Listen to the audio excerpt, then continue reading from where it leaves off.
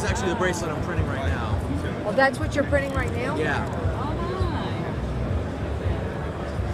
So if you could do that in the colors.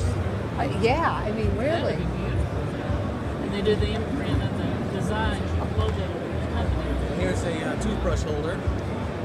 Very cute. Right? I want to see that other that one. Now this one, yeah, this is a honeycomb. That is cool. Oh yeah. I mean, you look around, you see a lot of the manufacturers have stuff like this too. Can't say with the old. So you're adding layers and layers on top? Yeah, one layer at a time. And so end up with this. Yeah, you end up with that. How long does it take? It depends on the size of the object, and you can print solid, or you can print. Oh, I lost my bust figure, but you can print hollow. So in this case, how long do you expect this to come out? This one's probably going to take 40 minutes, maybe. That's all? Yeah, just based on the size. If it was this big, it would take longer, maybe an hour. Like a hockey puck.